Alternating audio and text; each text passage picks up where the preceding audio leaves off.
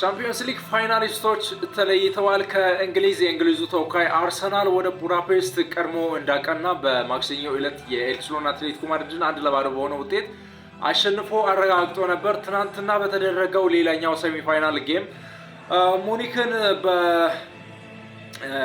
አንድ ጎል ሲመራ የነበረው የኋላ አቻ የወጣው በሜዳ አድቫንቴጅ 5-4 አሸንፎ የመጣው ፒኤስጂ ወደ ፋይናል መሻገር ታውቋልና እንግዲህ ፋይናሊስቶች ፒኤስጂ እና አርሰናል ይሆናሉ። በቡዳፔስት ላይ የሚደረገው የ2026 ዓመተ ምህረት ሻምፒዮንስ ሊግ ፋይናል በሁለቱ መካከል የሚደረግ ይሆናል።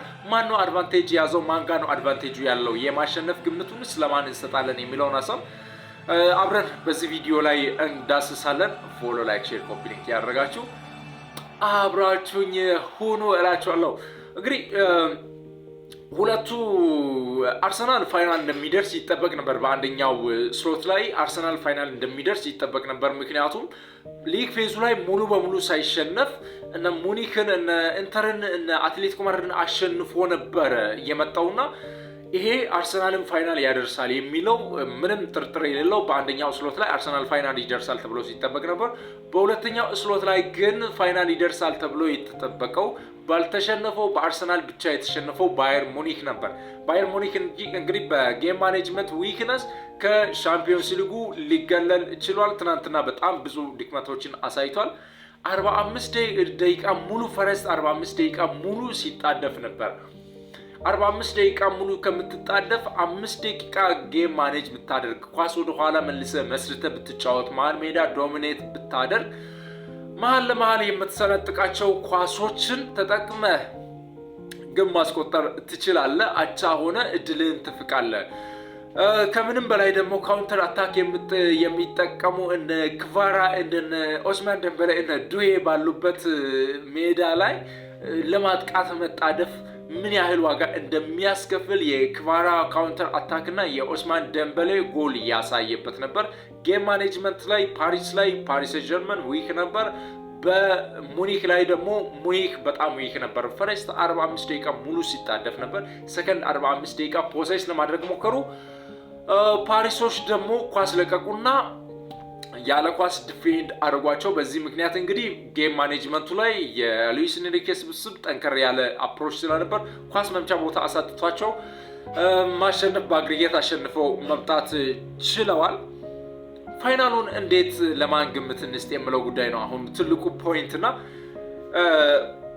ፓሪስ ጀርመን ጠንካራ ስብስብ አለው። ካውንተር አታክ ላይ በጣም ጠንካራ ነው። ግልጽ የሆነ አፕሮች ይጠቀማል። ስለዚህ ምንም የማጥቃት ነቅለ የማጥቃት አፕሮች የምትጠቀም ከሆነ ይቀጡሃል። ምንም ጥርጥር የለውም፣ ይቀጡሃል። ይሄ የፒኤስጂ አድቫንቴጅ ነው አንዱ። ሁለተኛ የአሰልጣኝ አድቫንቴጅ አለ፣ የፕሮፋይል አድቫንቴጅ አለ። ከባርሴሎና ጋር ፋይናሊስት ሆኖ ሻምፒዮንስ ሊግ ያነሳ፣ ከፒኤስጂ ጋር ፋይናሊስት ሆኖ ሻምፒዮንስ ሊግ ያነሳ፣ አሁን ከፒኤስጂ ጋር ፋይናሊስት የሆነ አሰልጣኝ ነው አርሰናሎች የሚገጥሙት። ስለዚህ የአውሮፓ ሻምፒዮንስ ሊግ መድረክ ምንን ይፈልጋል የሚለውን የሚያውቁ በጣም የደለበ ልምድ ያላቸው ሉዊስ ኤንሪኬ የሚባል አሰልጣኝ ያላቸው ፓሪሶች ናቸውና ይሄ አድቫንቴጅ አላቸው። መሀል ሜዳ ላይ ያላቸው አድቫንቴጅ ምንድነው ከተባለ የኔቨስ የሩይስ እና የቪቲና ጥምረት አስፈሪ ነው። ነገር ግን ያ ደግሞ ዊክነሳቸውም ጭምር ነው። በፓሪስ ጀርመን በኩል ቨርሳቲሊቲ አድ የማያደርግ ሁሌም ሶስቱን የሚጠቀም እዛ ላይ ታክቲክ የሚቀያየር አይነት አፕሮች ስለሆነ ፓሪስ ሰን ጀርመንን ፈርስት ሃፍ በደንብ ጌም ማኔጅ ማድረግ ከቻል ቅያሪ እዛ ቦታ ላይ ብዙም ጠንካራ ቅያሪ የላቸው። የቅያሪ አለመመሳሰል ወይም የኳሊቲ አለመመሳሰሎች በፓሪስ ሰን ጀርመን በኩል ጠንካራው ጎን መሀል ሜዳ የቪቲና ሩይስ እና የኔቬስ ጥምረት ቢሆንም ድክመት የሚያሳየውም ያኛው መስመር ነውና እሱን እንዴት አርሰናል ማኔጅ ያደርጋል የሚለው ነገር ይጠበቃል። በአርሰናል በኩል ያለው ሻምፒዮንስ ሊጉን ዊን እንዲያደርግ የሚያግዝ ኦፕሽኖች አሉ። የመጀመሪያው ነገር ምንድነው? የፓሪስ ሰን ጀርመን አፕሮች ግልጽ ነው። ምንድነው? ካውንተር አታክ ነው። ካውንተር አታክ ስለሆነ አርሰናል ደግሞ በዳርክ አርት የሚታወቅ ቲም ነው። ስለዚህ ቀድሞ ነው ኳስ የሚለቅላቸው፣ እንደ ሙኒክ አይነቅልላቸው።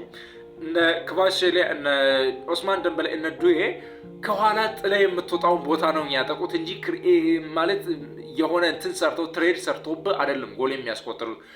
ግን ምንም አይነት ስፔስ ብትል ይቀጡሃል። ስለዚህ አርሰናል ደግሞ በእንደዛ አይነት የመከላከል ስትራቴጂ ላይ በጣም ጠንካራ ናቸው። የአርሰናል ባክላይኑ የማይታማ ነው። ሶ የነ ክቫራትስኬሊያ ካውንተር አታክ በመጀመሪያ ነገር ካውንተር አታክ ስፔስ አይፈቅድላቸውም፣ አይሰጡም። ማለት አርሰናል መስርቶ ይጫወታል እንጂ እንደዚህ ለማጥቃት ነቅለው አይወጡላቸውም። ይሄኛው በአርሰናል በኩል ያለ አድቫንቴጅ ነው ለአርሰናሎች፣ የኋላው መስመር ጠንካራ መሆኑ። በዛ ላይ ደግሞ አርሰናል በታክቲክ ደረጃ የሚጠቀመው ነገር ምንድነው? አይነቅልልህም፣ ወደታች ተመልሶ ነው የሚጫወተው። ይሄ በአርሰናል በኩል ለአርሰናሎች ያለው አድቫንቴጅ ነው። ሁለተኛ በአርሰናል በኩል የፊትነስ ጥያቄ ነው የሚነሳው። ፊትነስ በተለይ ኤቤሬቺ ኤዜ እና ዲክላን ራይስ ፊት ከሆኑ እነሱ ላይ ሚድፊልድ ላይ ኦዲጋርድን የምትጨምር ከሆነ ኦዲጋርድ ፊት ሆኖ የሚጠብቅ ከሆነ አርሰናል ሚድፊልዱ ላይ በጣም ትልቅ አድቫንቴጅ ያገኛል። ለምን? ፓሪስ ሰን ዠርመን አድቫንቴጅ የሚያገኝበት ትርምስ በመፍጠር ነው። መሀል ሜዳ ላይ ትርምስ በመፍጠር ነው። ያንን ትርምስ ትናንትና ሙኒኮች መቆጣጠር ያልቻሉት በምንድን ነው? እንደ ኤቤሬቺ ኤዜ አይነት ኳስ ይዞ ማብረድ የሚችል መቆም የሚችል ተጫዋች አለመኖሩ ሙኒኮችን ዋጋ አስከፍሏቸዋል። ምንም ጥርጥር የለው። በአርሰናል ጨዋታ ኤቤሬቺ ኤዜ በትልቁ የሚጠበቅ ተጫዋች ነው። በትልቁ የሚጠበቅ የኤቤሬቺ ኤዜ ፊትነስ በደንብ የሚጠበቅ የኤቤሬቺ ኤዜ አቬይላቢሊቲ በትልቁ የሚጠበቅ ነው። ምክንያቱም መሀል ሜዳውን ኳስ ይዞ በማብረድ የሚታወቅ ተጫዋች ስለሆነ ኤቤሬቺ ኤዜ ፊትነሱ በጣም ይጠበቃል።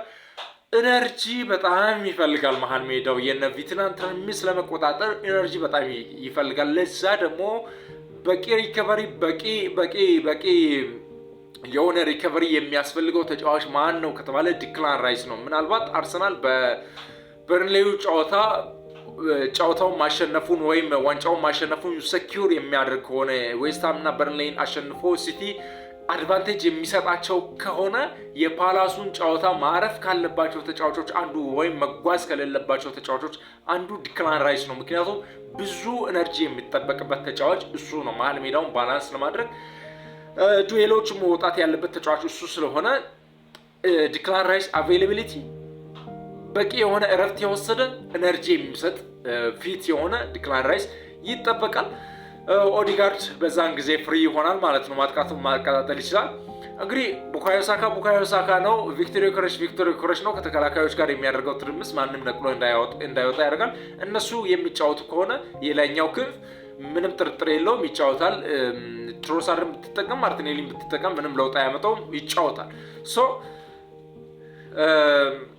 ከዚህ አጠቃላይ ድምር አርሰናል ጌም ማኔጅ ማድረግ ከሚችለው ችሎታው ጋር ተያይዞ አንድ ጎል አስቆጥሮ 90 ደቂቃ መከላከል የሚችለው አርሰናል ከመሆኑ ጋር ተያይዞ አሁንም ግምቴን አርሰናል ጋር ነው የሚሰጠው። ምንም ጥርጥር የለውም። ነገር ግን ፊትነሱ ማተር ያደርጋል። የኤቤሬቺ ኤዜ እና የዲክላን ራይስ ፊትነስ በጣም ማተር ያደርጋል። የነዚህ የሁለቱ ልጆች ፊትነስ በጣም ማተር ያደርጋል። አቬይላቢሊቲያቸውን በጣም ማተር ያደርጋል እና ይህንን ነገር የሚያደርጉ ከሆነ ይሄኛውን የሚያገኙ ከሆነ ከምንም በላይ ደግሞ ፕሪሚየር ሊጉ ላይ ሲቲ ስላይድ አድርጎ ቻንስ የሚሰጠው ከሆነና ከፓላሱ ጨዋታ በፊት ሰኪዩር የሚያደርግ ከሆነ አርሰናል በምን አይነት ስሜት ወደ ቡዳፔስት ሊያቀና እንደሚችል አስቡና ወስኑ። አርሰናል የዚህ ዓመት ቻምፒየንስ ሊግ ዊነር እንደሚሆን ምንም ያጠራጥር ጉዳይ የለውም። በተለይ ደግሞ ፕሪሚየር ሊጉን ሰኪዩር የሚያደርግ ከሆነ ጨዋታውን ሙሉ በሙሉ ዊን አድርጎ ነው የሚገባውና